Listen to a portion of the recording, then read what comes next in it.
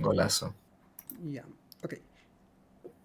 Bueno, en esta clase lo que vamos a llevar son bucles y condicionales.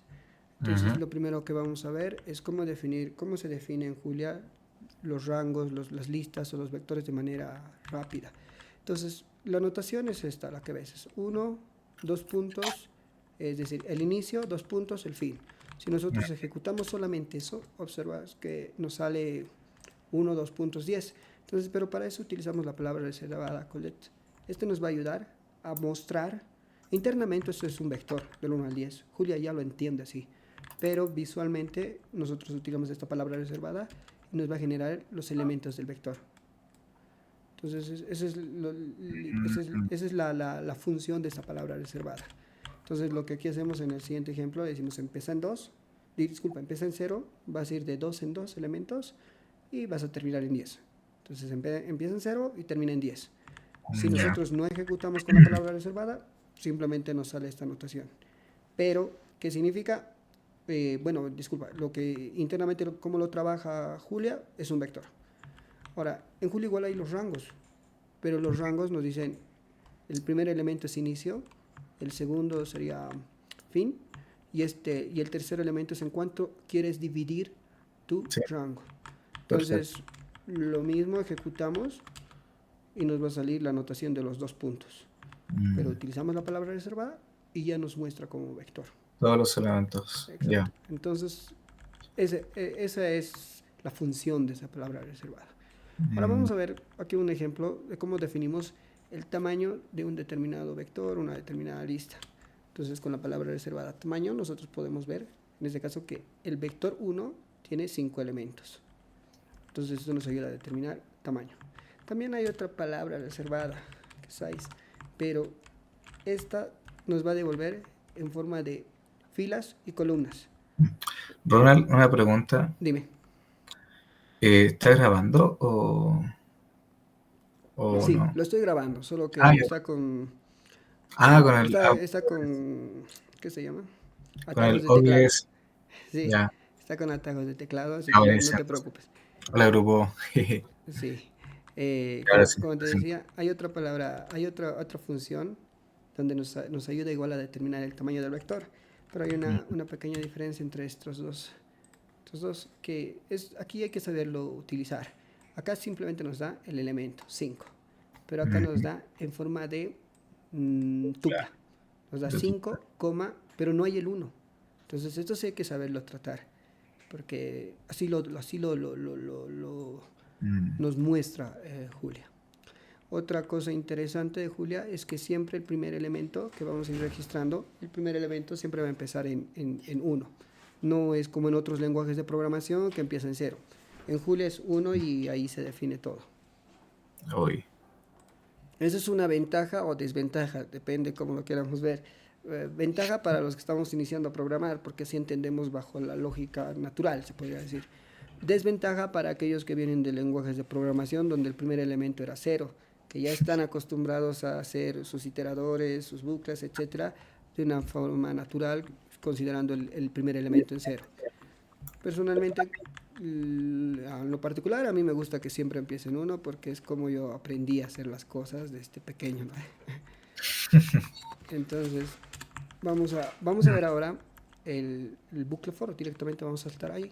Bucle for, como cualquier for, si te das cuenta, la notación es normal, es natural, empieza en... Y esta notación ya conocemos, ya hemos visto hace Claro. un momento, del 1 al 5. Entonces te dice, vas a empezar en 1 y vas a ir iterando hasta 5. Por defecto, cuando nosotros no le determinamos cuánto va a ser la iteración o entre cuántos elementos va a ir mostrándonos, Julia lo va a entender como si fuera de un elemento. Me explico. Por ejemplo, del 1 al 5, Julia está entendiendo que quieres mostrarlo elemento por elemento, posición de 1 en 1, o sea, 1, 2, 3, 4, 5. Entonces, si nosotros no utilizamos la palabra reservada println, no nos vamos a nada. Esta sintaxis lo vimos en el anterior video, simplemente es un publi. Es un pipe que nos ayuda a simplificar. Está agarrando el resultado de i lo está mostrando en una función que sería println. Entonces, hay otra notación dentro de esto lo vas a ver en varios lenguajes de programación, cuando no se tiene el elemento de iterador dentro de la sintaxis. Entonces, ¿qué se tiene? Bueno, ¿qué se realiza? Se utiliza como notación la barra baja. Entonces sería for barra baja del 1 al 10. ¿Cuántas veces va a repetir programando con Julia? 10 veces. Lo ejecutamos y acá nos muestra las 10 veces que va a ir iterando. Ahora, ¿cómo podemos ver o cómo podemos hacer el recorrido de cada elemento en una función?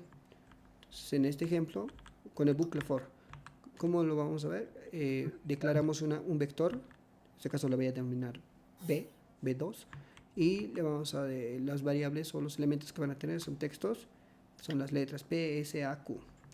Entonces acá le estoy diciendo que va a empezar en 1 y que va a terminar en el tamaño del vector B2, que en este caso sería 4.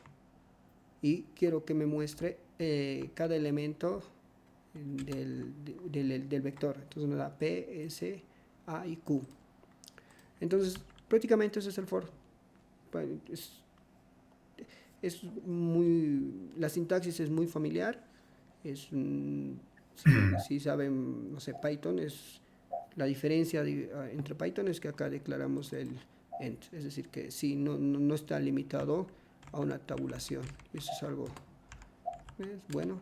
Entonces lo va reconociendo sin necesidad de tener una tabulación.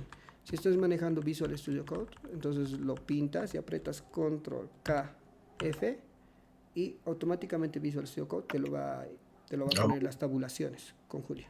Eso no es necesario, es decir, no es que sea, igual van a empezar a codificar o a hacer programación correcta, porque Visual Studio lo va a ir corrigiendo, pero cuando ya tengamos código más largo, etcétera, entonces a veces esto se va desconfigurando por algún motivo, entonces simplemente lo pintas, control K, F, y ya se va a identar de una manera legible, porque igual para Julia empieza en for y termina en ent, no hay más. Cómo esté identado por dentro, no nos interesa, pero dentro de las guías de estilo, Julia te dice que cada indentación va a valer 4 espacios. Te recomienda. Eso ya depende de cada programador o de cómo nos vaya resultando el código. A veces sin querer nos va empezando a generar la sintaxis no es legible, entonces, pero con Visual Studio Code, KF y listo, se soluciona. Bueno. KF. Control KF. Control KF. Y te lo va a ir ordenando todo tu código, te lo va a ir tabulando o identando, disculpa. Perfecto. Ahora vamos a ver un poco de los acumuladores. Un acumulador simplemente va a ser la representación o es el acumulador es una sumatoria prácticamente, en realidad es una sumatoria. Vamos a declarar la variable a, que le vamos a decir que va a ser igual a 0, y después le vamos a decir que for va a ir del 1 al 5 y que el resultado siempre va a ser la suma de cada elemento cuando se vaya realizando esta iteración. Ejecutamos y nos da 15. ¿Qué está haciendo? Está sumando 1 más 2 más 3 más 4 más 5. Eso es lo que está realizando y nos está devolviendo el iterador. Esto es... En la siguiente clase vamos a ver, en lo personal yo intento no utilizar esto de las variables, si son, ya sean globales o no, los acumuladores intento no utilizar, pero en la siguiente clase vamos a ver las alternativas que serían map, reduce, filter, y también hay map reduce. Entonces, esto vamos a ver en la siguiente clase, pero nos van a ayudar a ver cómo realizamos estos acumuladores sin la necesidad de declarar variables. Pero bueno, esa es la función, estamos viendo bucles. Esto es la función de cómo podemos realizar un acumulador mediante el bucle for. Ahora, nosotros podemos hacer otra sintaxis, sí. Prácticamente el resultado de lo que estoy pintando con lo anteriormente explicado es el mismo. ¿Cuál es la diferencia? La notación. Aquí le estamos diciendo que A va a ser el acumulador de cada elemento de I. Entonces, si nos está devolviendo el resultado acumulado, que sería 1 más 2 más 3 más 4 más 5. Ahora, vamos a ver, esto es muy corto porque el while es prácticamente muy similar al for. La diferencia es que acá le decimos hasta qué punto, hasta qué momento vas a parar esta iteración. Ya aquí entendemos cuando, bueno, en este caso no. Le estamos diciendo que va a empezar en cero, porque así lo estamos declarando la variable, y va a terminar cuando a sea menor o igual a 5. Entonces, ¿qué nos va a ir mostrando? El incremento de cada iteración. Primero a va a valer 0, en la segunda iteración a va a valer 1, en la tercera va a valer 2, en la cuarta va a ser 3, en la quinta va a ser 4 y 5. Entonces, ¿pero cuál es la diferencia? Entonces, bueno, aquí está incrementando de 1 en 1, pero aquí vemos 6 elementos. Claro, porque la primera ya está mostrando en 0. Entonces siempre nos va a ir mostrando de 0 hasta 5. Entonces esto nosotros lo podemos delimitar. El concepto es ese, prácticamente son iteradores. Ahora, dentro de las guías de estilo de Julia, en Julia, los bucles for, bueno, hay una discrepancia, porque te dicen, a medida que vas realizando siempre un bucle for, tu código va a ser lineal, es decir, va a ser más lento, en otras palabras. Ese es el concepto que se tenía inicialmente, o bueno, ese es el concepto que se tiene, que en lo posible no hay que utilizar muchos bucles for. Entonces, pero ¿cuál es la desventaja? Que a medida que vamos aumentando bucles for, nuestro código, nuestro algoritmo va a ser de forma lineal. Y ahora, como les comentaba, en las guías de estilo, Julia te dice, en Julia no va a pasar esto. En Julia siempre el bucle for va a ser eficiente, porque para eso lo han optimizado. Y dos, te dice, si un bucle for, siempre es recomendación, y siempre esta recomendación igual la parte de la guía de estilo de Julia. Todo tu código intentar agregarlo o llevarlo a funciones. Ya hemos visto en la anterior clase de funciones. Entonces, todo lo que vayamos realizando que conlleve iteradores, si lo llevamos a una función, va a volar en Julia. Va a volar. Entonces, vamos a ver posteriormente un poquito de cómo podemos ver esto de la, ¿qué se llama esto? De la no optimización, sino de la eficiencia en código mediante con una herramienta de Julia. Pero lo vamos a ver posteriormente. ¿Hasta acá tienen alguna pregunta, duda acerca de los bucles? Específicamente de for y de while. Todo perfecto. Tengo una duda, eso sí, si es Sí. que, por ejemplo, sube un poquitito más ahí, en ese ejemplo de este V2 que es una lista con strings, Uh-huh. uno también podría como recorrerlo, por ejemplo, cuando en Python uno hace por elemento in V2, o como recorrer un string. En ese caso estamos recorriendo el string, específicamente tal vez no estoy comprendiendo. Bueno, no estoy comprendiendo. Me dices cuál crees que debía ser el resultado o a qué resultado quieres llegar y tal vez ahí sí te voy a lograr entender, por favor. Como el mismo resultado, Ya. pero que en vez de recorrerlo como por el índice, recorrerlo por los elementos. Como si es que se puede hacer eso. Sí. PSAQ. Ujú.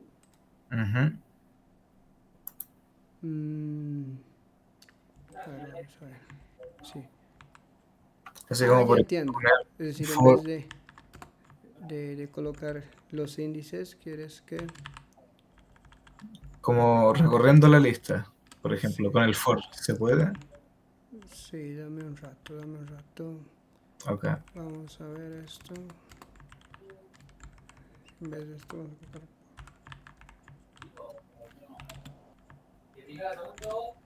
Sí, Exacto, eso, es decir, ya no le estamos indicando, ya no le estamos indicando el sino largo de estamos la viendo los lista. elementos, ¿no? Exacto. Ya, Ya. perfecto. Es prácticamente sintaxis muy similar a Python, se dan cuenta. Sí, Muy similar. Es decir, siempre dicen, no, es que es un no, no hay... La curva de aprendizaje, si vamos de R, sí es un poco muy distinto. Es más, si en R igual te declaras una variable o cualquier elemento con igual, pero generalmente te dicen, no, si sabes programar en R es la sintaxis menor, igual, seguido del guión. Entonces, no, va variando con R. No le he visto yo personalmente una similitud. Pero con Python, yo no programo mucho en Python, pero sí programando lo que hago en Julia, lo llevo, a veces me ha tocado realizar en Python, pero no he tenido mucho esfuerzo. Algunas cosas sí, sí, por ejemplo, el que el recorrido empieza en cero y así me choca. Pero eso es algo muy personal, ¿no? Sí, porque ya estás acostumbrado a que Eh, empiece en uno. Pero ya eso no, lo vas googleando y lo puedes ir solucionando. No hay ningún inconveniente. Entonces, esto Usar es, lo esa es la notación de un iterador en Julia. Literal, no hay más notación. Ahora mismo. lo que vamos a ver es condicionales. En este caso una condicional muy simple. Le estoy diciendo si A es igual a 6, entonces me vas a retornar correcto. Esa es una condicional. Pero Ya. eso es como se declara, la sintaxis es una condicional.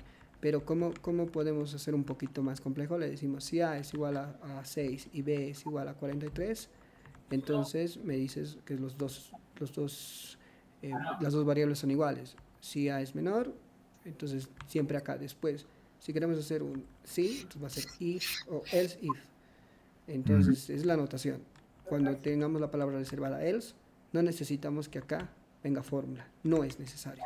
Solamente cuando hay else if. Entonces, este sería caso contrario, si no cumple todo lo que está declarado en estas sintaxis o en esas condiciones, me vas a retornar el siguiente valor. Entonces ejecutamos y nos dice A es menor. Entonces igual la sintaxis es muy similar. Vuelvo a decir, no es necesario que tengamos identado todo. Igual Julia lo va a reconocer, esa es otra ventaja. Sí, ¿por qué repito esto? Porque en otros lenguajes de programación el no tener identado es un dolor de cabeza, ¿no? mm, Entonces acá ejecutamos y nos va a devolver el valor de siempre. Y vamos a retornar con control KF. Entonces, vuelve a la sintaxis. Entonces, ese es como se declara una condicional if. Ahora, pero ¿cómo lo podemos utilizar con un for? Bueno, acá vamos a hacer el ejemplo, vamos a decir for del 1 al 10 y le decimos, si i es igual a 5, quiero que me pares todo. Entonces, cuando i es igual a 5, hace el alto a todas las iteraciones que va realizando. Esto es muy útil. Esto lo vamos a ver que puedes utilizarlo. Es muy útil porque ya te determina la finalización de una determinada iteración. Entonces ya no tenemos bucles infinitos, ¿no? Entonces es bien importante, es, es bueno saber este alto que tiene Julia. Ahora lo que vamos a ver es igual. Este mismo iterador, pero con la palabra reservada continuar. ¿Qué nos indica? Si i es igual a 5, vas a continuar con la iteración, es decir, vas a saltarlo. Vas a continuar. Vas a ver 1, 2, 3, 4, 5 no muestra, 6, 7, 8, 9, 10. mm. Entonces sí va realizando, sí va continuando con la iteración, excepción cuando i sea igual a 5. Entonces esa es la función de esas dos palabras reservadas. Ahora vamos a ver un poquito de operadores ternarios. Los operadores ternarios simplemente se han hecho para simplificarnos visualmente algunas condicionales simples. Por ejemplo, acá yo declaro A es igual a 8, B es igual a 4, A es igual a B. Entonces la primero viene como la condicional. Digo, si A es igual a B, este símbolo de interrogación significa entonces son iguales. Estos dos puntos significa de lo contrario son distintos. Ejecutamos, entonces es como una condicional. Prácticamente es una condicional. Entonces nos dice, ok, dice A es igual a 8, B es igual a 4, entonces nos dice que son distintos. Y vamos a ver esto ahora un poquito. Ahora, estos operadores ternarios tienen una particularidad. Al igual que un if puedes agregar los else if, acá igual lo puedes hacer. Por ejemplo, le digo A es igual a B, entonces son iguales. De lo contrario, esa es la sintaxis dos puntos. Nos hacemos otra pregunta. B es igual a, disculpa, A es menor que B, Ajá. entonces A es menor. De lo contrario, B es menor. Entonces, si nos damos cuenta, esto puede ser infinito. Puede tener infinitas condiciones. Cuantas nosotros quisiéramos o sea necesario. puede tener infinitas consultas. ¿Cuál es la ventaja? Que es corto. ¿Cuál es la desventaja? Que si nosotros utilizamos muchas veces esta sintaxis, tal vez a largo plazo ya, no a largo plazo, en algún momento ya no va a ser visiblemente o legible por una persona. Por la máquina lo va a entender, por una persona tal vez no, porque nos vamos a ir complicando. Entonces la recomendación es, si nuestra condicional es corta, utilizar un operador ternario. Pero si nuestra condicional lleva un poquito más de lógica, siempre utilizar las condicionales if. Entonces en este caso vamos a ejecutar esto y nos dice B es menor que A. ¿Hasta acá tienen alguna pregunta? No, ninguna. Ya. Ahora, prácticamente esos son los bucles y las condicionales en Julia. Hay otra sintaxis que es para hacer un iterador, que lo vamos a ver detalladamente en la siguiente clase, que es operadores ternarios. Aquí me olvida el nombre, denme un rato, voy a recordar el nombre, pero mientras bueno, el resultado, la sintaxis sería entre corchetes. El nombre me olvidé, disculpen, voy a ir recordando y les voy a ir indicando cuál es el nombre correcto de esa sintaxis. Pero bueno, lo que quiero que entiendan es que, observen, empieza en 1, va a terminar en 10, y ¿cuál va a ser el elemento que va a ir iterando? I. Pero I va a ser de 1 a 10. Prácticamente es un for. ¿Cuál es la diferencia entonces? Si yo hago un for de I, vamos a hacer para no complicarnos, del 1 al 4. Y le digo I, y vamos a decir print. Ejecutamos, ok, nos da del 1 al 4. Pero si nosotros utilizamos la siguiente sintaxis, igual nos da del 1 al 4. ¿Cuál es la ventaja? Que no lo veamos como ventaja. ¿Cuál es la característica que tiene? ¿O cuál es la diferencia que tienen estos dos? Cuando nosotros utilizamos la sintaxis, el resultado, observen acá, es un vector. Pero cuando nosotros hacemos un iterador, el resultado son elementos.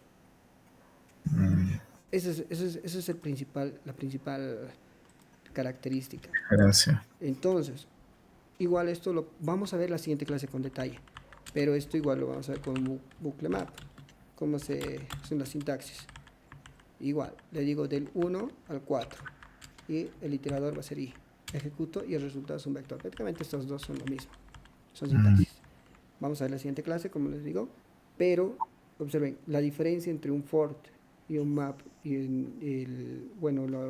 esta primera sintaxis entre corchetes, el resultado es un vector. Entonces, cada vez que nosotros utilizamos un for, lo que estamos haciendo es devolver un elemento. Solamente es un elemento. Pero cuando nosotros utilizamos esta sintaxis, la devolución es un vector. Entonces, el acumulador, ¿cómo podemos hacer? Prácticamente hacemos la suma de ese vector y listo. Es más simple, no estamos declarando ninguna variable y el resultado es 10. Lo mismo pasa acá, en map, igual podemos zoom, ejecutamos y nos da 10. A diferencia que un bucle floor, que tenemos que declarar la variable, como hemos visto anteriormente, va a ser igual a A, aquí vamos a decir A es igual, A más igual, y nos va a retornar A. Eso lo voy a poner en el let. Entonces ejecutamos esto y nos da 10.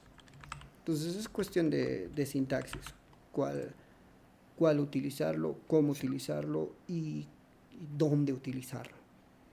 La recomendación y lo que igual, Julia te dice el bucle for es eficiente, okay, pero también el map en lo particular a mí me resuelve muchos problemas. ¿Por qué? Porque podemos utilizar lo que para mí, en lo personal, esto sí es algo muy personal, porque puede haber personas que sí utilizan o pueden utilizar eficientemente un for, pero para mí un resultado en vector hace algo que a veces en un bucle for no lo puedo replicar, y es devolverme los elementos respetando el orden de la iteración. Cuando nosotros manejamos data frames, el principal inconveniente que yo tuve cuando estaba realizando es qué pasa si no cumple con una determinada condición. Pero, ok, le das continuar, pero el resultado, si digamos, tiene que recorrer 10 elementos, pero haces un continuar, como hemos visto en el anterior ejemplo, acá, Ajá. el resultado de las iteraciones van a ser 9, pero lo que yo quiero ver es 10. Vamos a ver con ejemplos de data frames y, y lo vamos a ver. Es más, tenemos todavía tiempo. Podemos ver unos 5 minutos cómo hacer un data, cómo utilizar un data frame con alguna. Con un for. Exacto. Para ello vamos a utilizar, vamos a primero levantar nuestro entorno virtual y aquí vamos a activar. Ujú. De paso recordamos cómo instalar. Y aquí vamos a instalar data frames.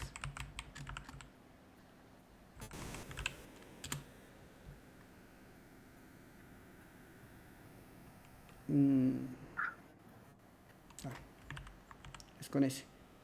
Observen que acá Julia ya nos está corrigiendo. Yo me olvidé una S. Entonces te está empezando a reconocer. Te dice, ok, no, no es data frames. No te pregunto. Y te da los otros paquetes asociados a ese nombre. Entonces es muy, muy interesante utilizar bueno, las respuestas o las respuestas que nos da REPL de Julia son muy, se puede decir, no naturales, pero son muy fáciles de entender. No necesitas muchas cosas para entender lo que te quiere indicar Julia. Y también voy a agregar el paquete CSV.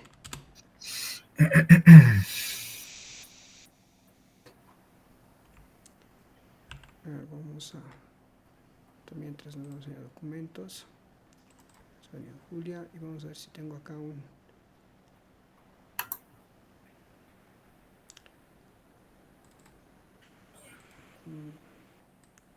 tengo unos datos. Vamos a descargar de acá.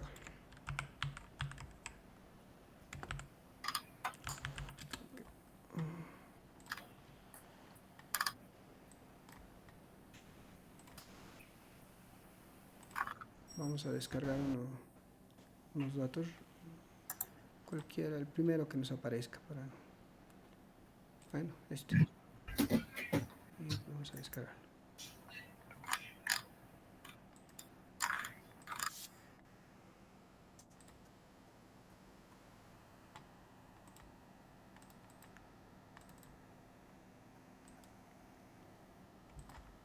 Listo. El objetivo en este ejemplo no va a ser eh, entender el contexto, sino simplemente vamos a ver cómo podemos iterar un Buscar data frame. la funcionalidad. Sí, eso sí, la funcionalidad con gracias. Extraer. Súper. Vamos a extraer. Porque tal vez lo que vaya realizando no tenga coherencia con el negocio, ¿no? Siempre puede pasar a alguien que me corrija. Pero el objetivo es la funcionalidad, como acabas de decir. Gracias. Vamos a. Y lo vamos a dejar. Ok, ya he terminado de instalarlo. Ujú. Lo voy a cerrar directamente. Voy a volver a llamar para que no tenga inconvenientes. Esto lo voy a llevar a la parte inferior para que se vea. Ah, no, les voy a enseñar otra característica de Visual Studio Code con data frames. Vamos a ver, si vamos a llamar un data frame, no es lo correcto de ser variables locales, pero ese es para el ejemplo. Y vamos a llamar primero nuestro paquete. Ya lo tenemos instalado, data frames y CSV. Entonces con una coma nosotros podemos también simplificar, en vez de, no podemos escribir using, así. No es necesario.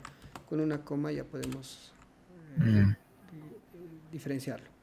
Entonces ahora acá vamos a hacer CSV, la anotación es, vamos a leer file y vamos a ver entre comillas y ya Visual Studio Code te da todos los archivos que tienes o donde está alojado en este caso El tu data frame. exacto o ¿qué se llama esto? Pero Tu Excel. archivo. Ahora, cómo podemos saber dónde estamos ejecutando, dónde se está guardando nuestro documento? Es pwd. Mm. Abrimos y cerramos paréntesis y ejecutamos y nos va a dar este resultado. ¿Ya?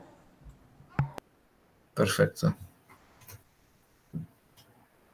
Ya, disculpen. Ahora vamos a ver. ya hemos llamado, ya sabemos que está acá. Y bueno, estamos en el lugar correcto. Con Control Shift E, igual podemos ver acá nuestro directorio donde estamos en Visual Studio Code. Entonces, lo que vamos a hacer ahora esta es una sintaxis. Sí, vamos a ver posteriormente en cursos cómo podemos un curso específico de data frames, pero simplemente es una sintaxis, es el ejemplo. Y llamamos, aquí falta una palabra reservada clave, es data frames. Porque sí me va a devolver, pero me está devolviendo en un formato de punto y coma, de CSV. Entonces ahora lo ejecuto y ahora sí nos va a devolver esto en un data frame. Ok. Oh. Entonces nosotros ponemos df, ejecutamos, perfecto, ahí está. Pero no veo, es decir, no veo este data frame completo. Entonces en Visual Studio Code hay una particularidad que luego VS Code Display, ejecutamos y lo que nos va a abrir como una ventana emergente donde vamos a poder ver todo el data frame de manera que, no sé, todos los elementos completos. Entonces esa es una ventaja. Ahora aquí tiene también esto, pueden utilizar porque tiene filtros, puedes ordenarlo, puedes hacer muchas cosas. Pero lo recomendable, en lo particular, sí es eficiente cuando no tienes muchos elementos. Yo he llegado a manejar 12 millones de registros, te soporta Visual Studio Code, sí, te soporta 12 millones de registros, pero ya empezar a hacer un filtro a 12 millones, sí no te va a responder. Eso tampoco, es por eso siempre manejar la sintaxis. Pero esa es una ventaja. Entonces nosotros vamos con Control J, puedes ocultar la terminal y ya puedes tener toda la pantalla completa para poder verte el data frame. Control J, vuelves a ver la terminal o el repo. Entonces nosotros esta ventana simplemente la cerramos y aquí está nuestro data frame. Entonces lo podemos ver. Ok, perfecto. Ahora, ¿qué es lo que vamos a hacer? Vamos a ver, bien rapidito, vamos a ver cuántos países hay únicos. Esto es ya directamente notación data frame. Es decir, la palabra reservada es únicos. Abrimos, cerramos paréntesis, DF, y nos pregunta de qué quieres ver, pues de los países. Entonces lo que vamos a agarrar es el título de la cabecera o del campo, ejecutamos y nos da, hay 10 países únicos. Perfecto. Ahora, aquí un stop.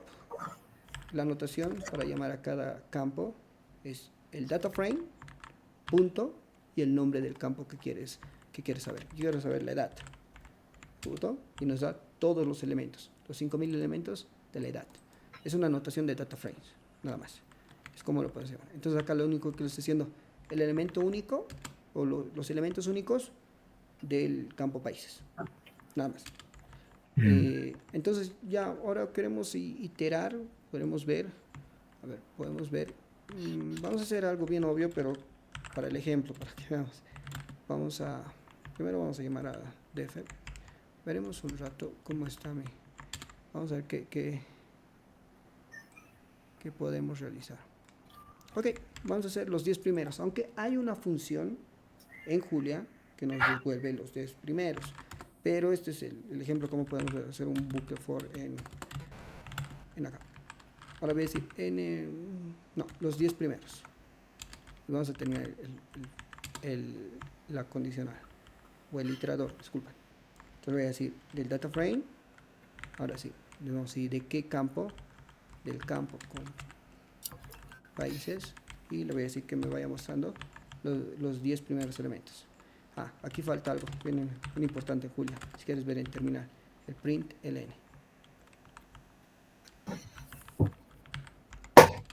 Y aquí están los 10 elementos de cada, bueno, del vector país, ¿no? O en este caso del campo país. Esto lo podemos realizar con un map, sí. Le decimos, lo vamos a ver en la siguiente clase, solamente les estoy adelantando y también para el ejemplo. Prácticamente es la misma sintaxis. Y le vamos a decir del 1 al 10. ¿Cuál es la diferencia? Que acá nos devuelve un vector y acá nos devuelve elementos. Y a veces cuando realizamos filtros, cuando realizamos concatenaciones, cuando realizamos operaciones entre vectores, es muy importante que nosotros sepamos que siempre tengamos en cuenta los vectores. Por ejemplo, algo no, no, tal vez no sea, no, no tiene coherencia, pero lo que vamos a sumar, a ver, la edad. ¿Dónde estás? Acá la edad. Ya estos, vamos a sumar estos dos valores que no tienen, tal vez no tienen coherencia, pero es para el ejemplo, porfa. Ya. Sí. Entonces, lo he llevado mi terminal simplemente abajo. Y vamos a empezar a hacer. Y vamos a decir for. Ahora, en Julia hay formas más eficientes de realizar esto. Pero es ahorita para el ejemplo. ¿Dónde estás? Ahora, cuando hay espacios entre un determinado campo, como es este caso, lo pueden utilizar la misma sintaxis que hemos hecho, pero entre comillas. Entonces acá si yo digo, itérame los 10 primeros, sí me muestra, lo reconoce. Pero eso es siempre esa notación, utilizarlo cuando tengamos espacios en la misma columna. Entonces le vamos a decir que sume más los números y los minutos. Entonces acá df punto comillas espacio unir. Acá no va a haber inconveniente porque está sumando elemento a elemento. Ahora esto lo vamos a poner entre paréntesis y vamos a decir print. Y acá está, nos está sumando cada elemento. No tiene sentido, tal vez sí, pero solamente es para que veamos cómo podemos utilizar el bucket for. Entonces, esta es la forma en la cual podemos utilizar el bucket for ya con data frames. En lo particular, la siguiente clase vamos a hablar más acerca de map, reduce y de funciones anónimas. Cómo podemos hacer estas funciones que se vayan, entre comillas, anidando, pero a veces es muy eficiente, y también algunas recomendaciones cuando utilizar funciones dentro de otras funciones, dentro de otras funciones, que a veces a mí me ha pasado, a veces por querer hacer legible algo o hacerme un pro, lo que hacía era una función dentro de otra función, dentro de otra función, pero no era eficiente, y lo vamos a ver en los siguientes videos. ¿Por qué no utilizar? Primero lo que quiero es que aprendamos bien, entendamos bien lo que es el bucket for, y después a que con las funciones anónimas, y después de la siguiente clase ya vamos a empezar a ver, o tal vez ya la siguiente clase ya veamos algo de por qué o cuándo utilizar un map y cuándo utilizar un for. Vuelvo a decirles, el bucket for, Julia en su documentación nos dice que es eficiente, y hay que creerles porque ellos han hecho. Entonces es eficiente, es mejor utilizar for, depende de cada contexto que tengamos, pero no hay, en Julia no hay ningún inconveniente de utilizar for. ¿Hay alguna duda, pregunta? Todo claro. ¿Todo claro? Perfecto. Si tienen alguna duda o pregunta de anteriores cursos que hemos pasado y se les ha quedado alguna pregunta en específico, o si tienes alguna pregunta igual de alguna duda, si cómo se hace este código de X lenguaje en Julia, yo sé que ChatGPT te lo puede hacer o cualquier IA para empezar, pero lo podemos interpretar tal vez de mejor forma aquí en equipo, y vamos a ver qué tan eficiente podemos realizar o mejorar ese código que está en otro lenguaje de programación. Perfecto. Y vamos a ver por último ejemplo, el último ejemplo, que es igual, solamente lo veamos como ejemplo, no. El objetivo es ver el ejemplo que va asociado a lo anterior.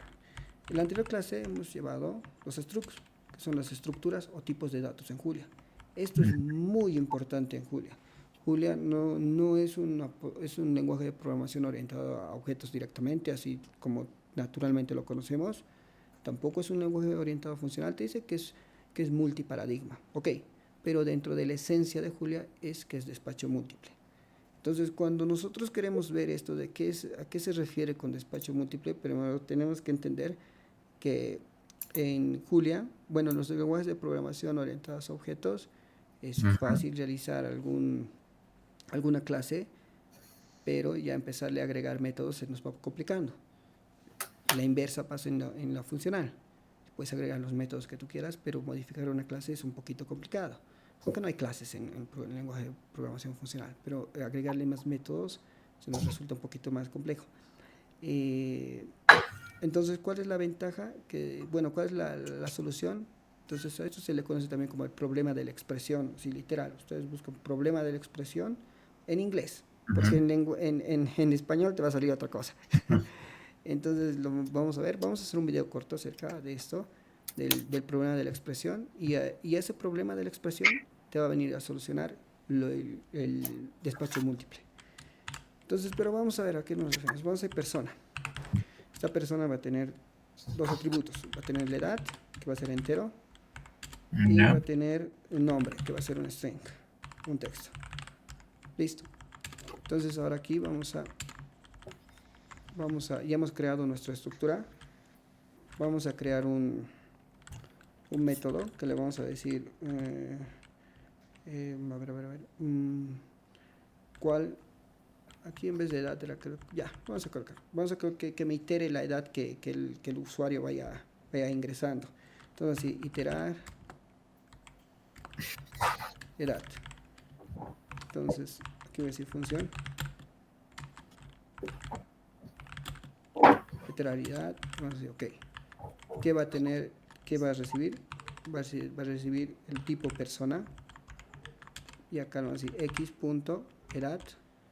Voy a decir for 1, del 1 hasta x.edad. Y que nos muestre la iteración Mm, de la edad que vaya ingresando cualquier persona. Que sería, ejecutamos y lo vamos a decir Ronald. Y vamos a decir persona. Persona es edad, vamos a ponerle 34. Y nombre, disculpa, que sea P1. Y que va a ser Guillermo. Ok. Me das un rato, es entero, vamos a ver. Convert en string. Ah, esto es texto, es lo bueno de Julia. Te dice, mm, ok, si quieres utilizar un string, primero convertirlo. Entonces, ok, esto tiene que ser entero. No va entre comillas dobles, ejecutamos, ok, ya está. Y entonces llamamos a nuestra función, iterar edad, y le vamos a decir P1. Ejecutamos y ahí está. Nos va a ir del 1 al wow. 34. Vamos a hacer el ejemplo con otra persona. Que ya estamos haciendo, si los que ya conocemos en programación orientada a objetos, va muy similar por ahí, ¿no? Persona, vamos a decir que sea 4 años y que se llame Ana. Ejecutamos. Vamos a llamar a la variable P y listo, de 1 a 4. Y así podemos hacer cuantas veces queramos. La persona 3 va a tener 8 años. Ya el ejemplo está de más, ¿no? Pero es para que entiendan, ¿no? Y vamos a llamar a este Mario. Estamos IP3. Entonces, ya hemos creado, estamos empezando ya a entender mejor Julia. Bueno, ¿alguna duda? ¿Pregunta? Todo claro. Ya. Entonces, hasta acá Sí, es sí, el video. sí, sí.